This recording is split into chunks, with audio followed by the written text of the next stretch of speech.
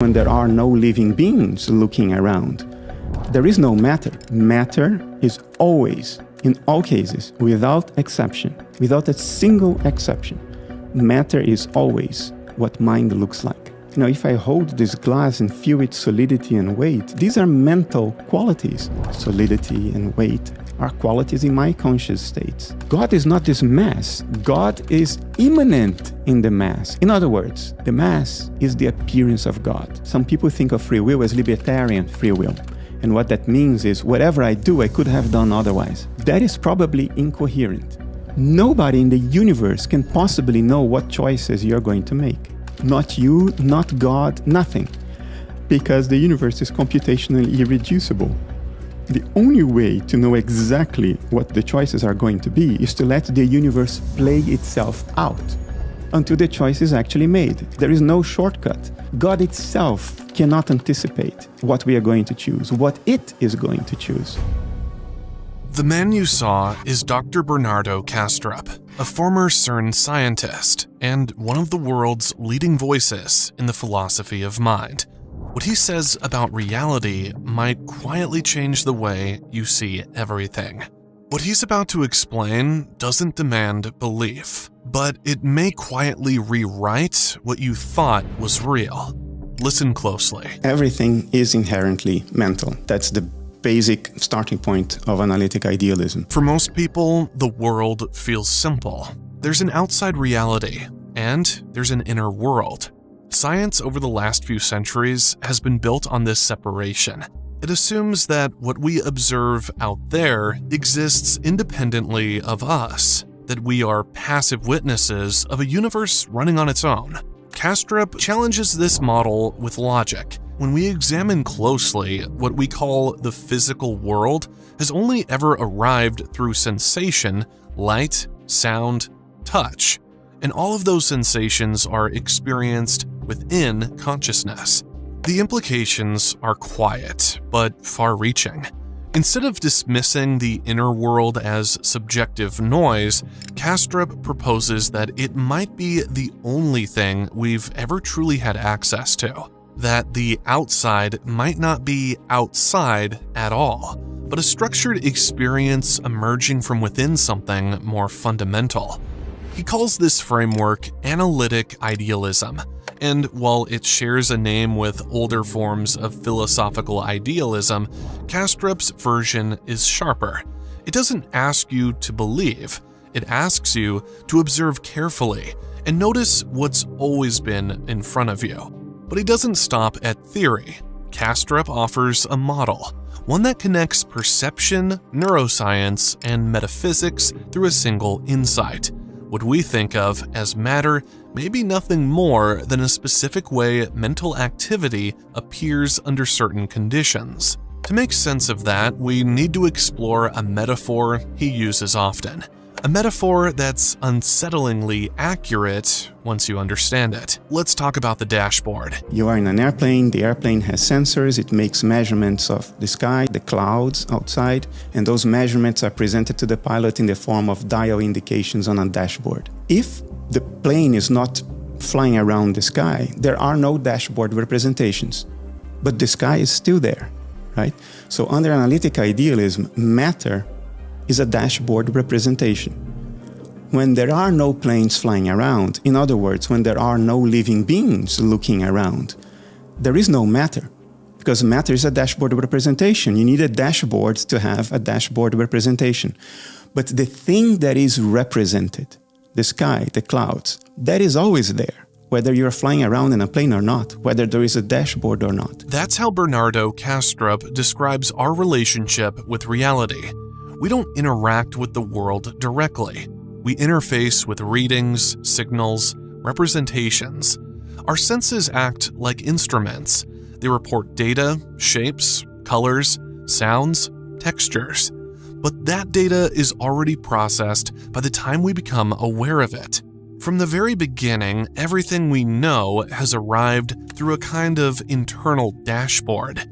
We assume we're seeing the world, but what we're really seeing is an organized stream of impressions, filtered, structured, and delivered into awareness. This model becomes even more interesting when we look at the brain. To an outside observer, the brain appears as matter, neurons firing, regions activating, but to the person living within it, those same processes are thoughts, memories, emotions. The inner and the outer are two sides of the same event, but from radically different angles. Kastrup's insight is that this logic doesn't stop at the brain, it extends outward to everything. What we call matter is just how mental activity appears when observed from a different perspective, the dashboard view. This changes how we think about science. Science has been incredibly effective at finding patterns in how the dials behave. It tells us how temperature affects pressure, how motion affects space, but it doesn't tell us why the dashboard exists or what powers the plane. That's where Kastrup's model opens a new door. The dashboard only lights up when someone is there to read it. Without awareness, the instruments stay dark. But the sky, the deeper reality, remains, even when no one is watching. Matter, then, is not the source, it's a response, a reading. And if everything we know is filtered through that interface, then maybe what we call the physical world is just the visible face of something much deeper. Next, we'll look at the surface more closely, because the closer we examine matter, the more it starts to behave like a message. The brain is simply what mental activity looks like when observed from the outside. So you don't even get to, then mental activity creates the brain. Well, in a sense, yes, but it's not deliberate. It's not an act of creation. It's a spontaneous thing. The brain is what mental processes look like. It's the appearance of it. We're taught to think of matter as solid, independent, real in a way that thoughts or emotions are not. But if we pause and investigate, that solidity starts to unravel. At the quantum level, particles behave more like possibilities than things. They don't have definite positions until measured. They aren't stable building blocks. They're fluctuations in a field. Events, not objects. That alone should make us question what matter really is. Now, take the human brain. To an outside observer, it's a physical structure. But to the one living it, it's not gray tissue. It's a theater of emotion, memory, imagination. These aren't two separate things. They're two appearances of the same process, seen from different perspectives. Your mental inner life looks like a brain from the perspective of someone else. So behind this very concrete materiality, we know that at least in the case of the nervous system of human beings, behind that, underlying that concrete materiality is just mental states. Your sorrows, your desires, your regrets, your feeling of hunger, the redness of a strawberry, the sweetness of the strawberry when you eat it, and that all appears to others in the form of very concrete matter. Here's the key. That principle doesn't stop with the brain. If we follow it honestly, it leads us to a larger idea, one that touches every object in the universe. Matter is not the source of consciousness. It's the appearance of consciousness, shaped by perspective, conditioned by dissociation, and rendered into a form that can be observed. In this view, the material world isn't a fundamental layer. It's a secondary effect, a visible representation of processes that are, at their core, mental. But these mental processes aren't inside your head. They're not yours in isolation. They're local expressions, like ripples on a larger surface. So when you hold a glass of water, what you're actually holding is a stable, shared representation of a deeper mental dynamic. Its weight, its coolness, its transparency, all arise within experience. But the structure itself, the glassness of it, belongs to a broader field, one that isn't material in nature. This is where things start to shift, because if everything we touch is actually a translation, an appearance, then the hard edge of materialism begins to dissolve, not into mystery, but into something more precise, the recognition that what we call stuff is the outside view of something thinking, and what we see as physical form may be consciousness, seen from the wrong side of the mirror. Appearances arise when there is a boundary between the observer and the observed. If they are not distinct, there are no appearances, because appearances are what something looks like from the outside.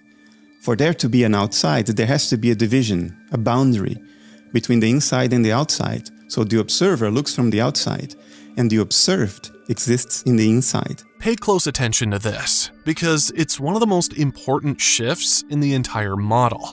We usually think of ourselves as separate minds, moving through the world, enclosed in bodies. But what if that sense of separation is a kind of illusion? A useful one, yes, but still an illusion. According to this framework, there is only one mind, one universal field of consciousness. The reason we feel separate from one another isn't because our minds are split, but because they're dissociated. Dissociation is a psychological process where one mind divides, creating seemingly distinct centers of experience. In psychiatry, it shows up in conditions like dissociative identity disorder, but here, the idea is expanded. Nature itself is undergoing dissociation. Each of us is a localized version of the whole, appearing separate but rooted in the same field. You are not isolated from the rest of reality. You are reality, observing itself from one unique point of view. So that one mind in nature is universal consciousness, which undergoes dissociation to form these little alters we call living organisms, and what remains outside those little alters is what we call mind at large. So consciousness with big C would be mind at large plus all alters. In other words, universal consciousness. This boundary between me and you, between subject and object, is what gives rise to appearances. Without that split, there's no distinction, just unity, just being. It's why your internal life is full of colors, memories, and emotions, but looks like tissue and neurons to someone else. From the inside, it's alive. From the outside, it's structured. The brain is what your thoughts look like when they're not yours. And the same applies to everything around you. The world appears because consciousness folds in on itself, forming boundaries, creating contrast, generating the illusion of form. But behind every object, every person, every story is the same field, looking at itself from a different angle. And once you understand that, your sense of self begins to shift. You're not a fragment, you're a facet. Science often asks the following question: how does the brain generate consciousness? Should we not instead ask, how does consciousness or mind generate the brain? There are three hypotheses here. One is the brain creates the mind. Nobody could ever explain how this could happen, not even in principle. The mind creates the brain, or the mind and the brain are both created by a third thing. In all three cases, you have the correlation, right? Under analytic idealism, you don't even come to this question. It's not like there is a deliberate creation by one party of the other party. One is just what the other looks like. The brain is simply what mental activity looks like when observed from the outside. So you don't even get to, oh, then mental activity creates the brain. Well, in a sense, yes, but it's not deliberate. It's not an act of creation. It's a spontaneous thing. The brain is what mental processes look like. It's the appearance of it. It's like asking, does combustion create flames? Well, flames are what combustion looks like. Stay with me, because this is the moment everything flips. When you light a match, flames appear. But the flames aren't causing the combustion. They're what combustion looks like. In the same way, perhaps the brain isn't creating consciousness. Perhaps it's what conscious activity looks like when viewed from the outside. This isn't a rejection of neuroscience. It's a reinterpretation. All the data still holds up, but instead of the brain producing your inner world, it becomes the appearance of that world when it's observed across a boundary. That's why changing the brain changes the mind. Not because the brain causes thought, but because it reflects it, like how altering the dials on a dashboard changes the readings, but not the sky outside. You taking a pill that messes up with your conscious inner life, like an antidepressant or a psychedelic. All these material processes are the appearances of causal mental chains from mind to mind, because mind is all that exists under analytic idealism. This model explains why medical interventions work, why surgery, medication, and trauma affect perception, because these interventions are targeting the representation, not the source. But here's the trap. If we mistake the representation for the thing itself, we build our entire scientific understanding on an image, a reflection. And then we try to replicate that image in machines, in algorithms, in systems that calculate but never feel. This is why, despite all our technological advances, we're no closer to building true artificial consciousness, because we're modeling the dashboard, not the awareness behind it. And as long as we stay inside that framework, we'll keep solving surface-level problems without ever understanding what experience truly is. That's the risk of asking the wrong question and mistaking the image for the origin. Do you believe in God? Yeah, of course. As an analytic but idealist, you I believe that there is a mind that is omniscient, omnipresent, and omnipotent. And by the way, it's the only thing that exists. And it's you, and it's me, and it's the cat, and it's the amoeba, and it's the moons, and the black holes, and the stars, the whole shebang. What we call individuals are not separate minds, but dissociated parts of a single whole. The boundary between you and the world, that's structural, not fundamental. It's like a ripple mistaking itself for the ocean. This is where the question of God naturally arises. In traditional theology, God is described as omnipresent, omniscient, and omnipotent. Kastrup says if that's the definition, then yes, this universal consciousness qualifies, because it is the only thing that exists. Every object, every life form, every experience is a movement within it. But there's a crucial difference. This mind is not necessarily personal. It doesn't deliberate. It doesn't plan. It's not sitting outside time making decisions like a cosmic engineer. The universal consciousness is all there is. There is nothing except it. Everything else can be explained in terms of its excitations, its patterns of excitation and configurations. And therefore, it's omnipresent by definition. If it's all there is, then it's omnipresent. We're not talking about a being who watches from above. We're talking about a field of awareness, spontaneously unfolding. And you, as a conscious being, are not separate from it. You are it, localized, dissociated, experiencing itself from one angle. This leads to something surprisingly grounding. The sacred is not somewhere else. It's here.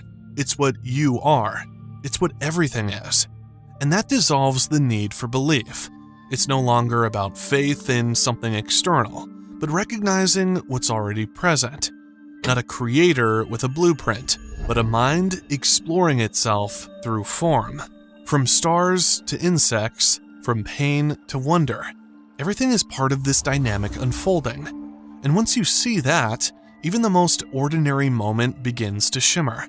Because you're not observing the universe from outside, you are inside it, as it, right now. I think panentheism is much more likely to be correct, because it would be supremely unlikely that we, monkeys, have evolved a perceptual system that picks up everything that is salient about the environment around us. We tend to believe that what we see, hear, and measure is everything there is. But the truth is, our perception is limited by what evolution gave us. We didn't evolve to understand the full nature of reality, we evolved to survive. That means we picked up only what's useful: sounds in a certain range, light in a narrow spectrum, pressure, temperature, pain. We're like filters, not windows. The parts of reality we don't detect are still there, but invisible to us. In that sense, they're transcendent. Bernardo compares us to bacteria because they only sense what's in direct contact with them, chemicals that reach their surface. Anything just a few centimeters away might as well not exist. It's not that it's unreal, it's just beyond reach. Now, scale that idea up to humans. We might be surrounded by aspects of reality that we're not even built to recognize, not because they're abstract or mystical, but because they don't interact with our limited senses. This brings us to the idea of panentheism. Pantheism says the universe itself is divine, that everything you see is God. But panentheism adds something else. It says what we see is only part of the divine. The rest goes beyond perception. The divine includes the universe, but isn't limited to it. Under analytic idealism, this makes sense. If everything we perceive is the appearance of mind, then that appearance is already a reduction. It's what fits into our internal dashboard. But the mind behind the image, that extends further than we can measure or even imagine. This doesn't mean we're wrong about the world. It means we're looking at just one part of it, like seeing only the tip of a mountain poking through the clouds. And it reminds us that science, for all its power, studies the part of reality that shows up, the part that gets rendered into form. But some things, by their nature, don't render. They don't fit into our senses. They don't show up on the dashboard, but they're still part of what is. That's what transcendence means here. Not supernatural, just out of frame. Under analytic idealism, it's not incoherent to think that telepathy can happen. Because dissociation, like any process in nature, is bound to not be perfect. So under analytic idealism, it's conceivable, even plausible, that under extraordinary circumstances, such as emotional upheaval, you could have telepathy going on between people who are affectively very connected to one another. The idea is simple. If all reality is mental, and if individual minds are just local dissociations of a universal consciousness, then it makes sense that those boundaries aren't always perfect. They're stable, but not absolute. This means that under certain conditions, strong emotion, trauma, deep connection, those boundaries might loosen, and when they do, information might slip across. This is how analytic idealism creates space for things like telepathy, not as magic, not as pseudoscience, but as a possible effect of a natural process that isn't airtight. In ordinary life, we think of ourselves as closed systems. My thoughts are in my head, and yours are in yours. But if both minds are just parts of a greater whole, then that separation is already an illusion. The only thing keeping experiences apart is the strength of the dissociation. And like everything else in nature, dissociation may vary in intensity. This opens the door, not just for telepathy, but for many kinds of anomalous experiences. People who claim to sense events before they happen, or feel things at a distance, or perceive something beyond the five senses, might not be imagining anything. They might just be touching a layer of reality we usually block out. But that doesn't mean every strange claim is real. Analytic idealism doesn't say these things must happen. It just says they're no longer impossible. It removes the hard boundary that materialism places on experience. Instead of saying that can't happen because the brain is closed, it says if the mind is fundamental and if dissociation is imperfect, then some degree of crosstalk is to be expected. Of course, these moments are rare, unpredictable, and hard to measure, but that doesn't make them meaningless. It just makes them difficult to explain from within the dashboard. Some people report these things in moments of crisis, others through meditation or altered states, and if their accounts seem confusing, it might be because we lack the language or the tools to make sense of them. They don't fit our instruments. but maybe the world is bigger than our instruments allow. Now, in reality, we have every reason to think that time and space exist only in here. We create time and space as a sort of a filing system for information about the world. Time as not fundamental, as an emergent property of more fundamental structures in reality. We treat time like a constant, a flowing line from past to present to future. But if everything is mental, and the mind works differently than a clock or a ruler, then maybe time isn't what we think it is. According to this model, time is not out there. It's something we generate internally so that we can organize experience. It helps us sort events. It gives structure to change, but it's not fundamental. It's not built into the fabric of reality itself. Kastrup describes reality as a kind of structure, a web of meaning, not a sequence of events, but a network of relationships.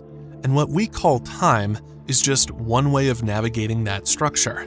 It's like looking through a narrow slit in a fence. We see one thing after another, and we assume that's how the world works.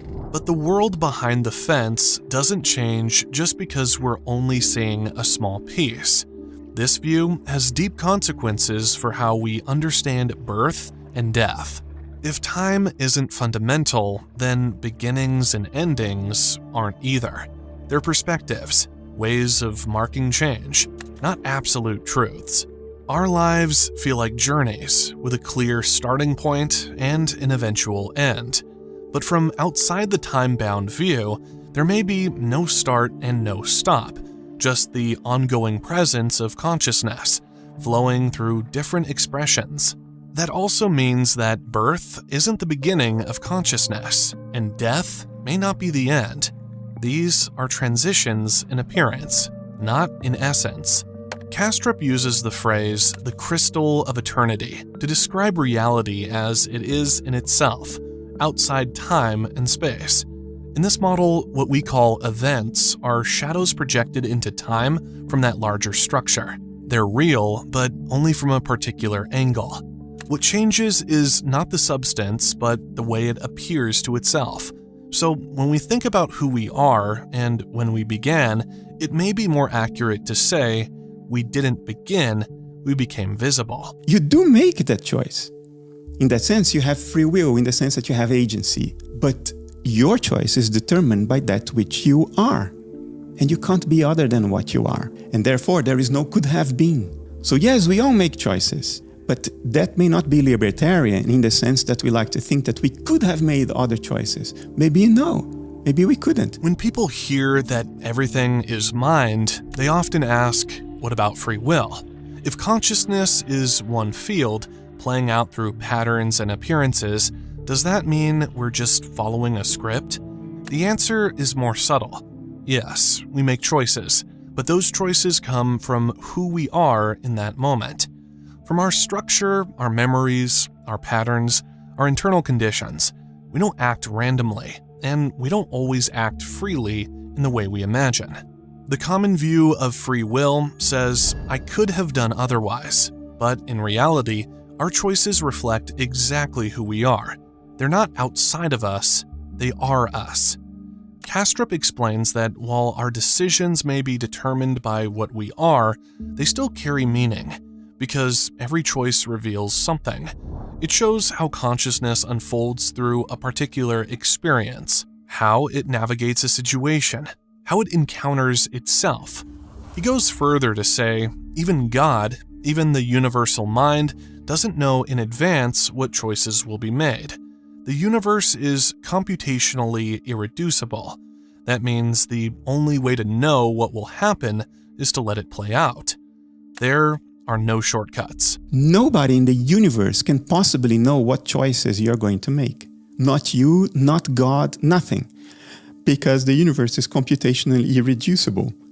The only way to know exactly what the choices are going to be is to let the universe play itself out. This brings an important shift. Meaning comes from discovery.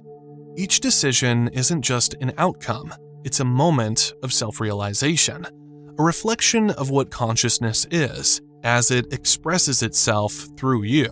So even if we couldn't have chosen differently, the choice still matters, because through it, something is learned, something becomes clear, and that may be the most powerful idea of all.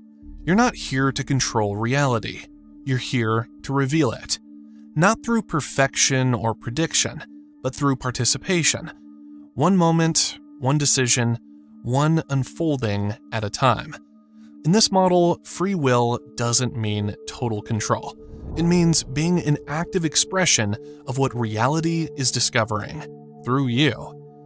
If you're here, still listening, that already says something. Maybe you didn't choose this video by accident. Maybe something in you, something beyond the surface, wanted to remember. If this spoke to you, subscribe. Not because you have to, but because you can. Thanks for watching.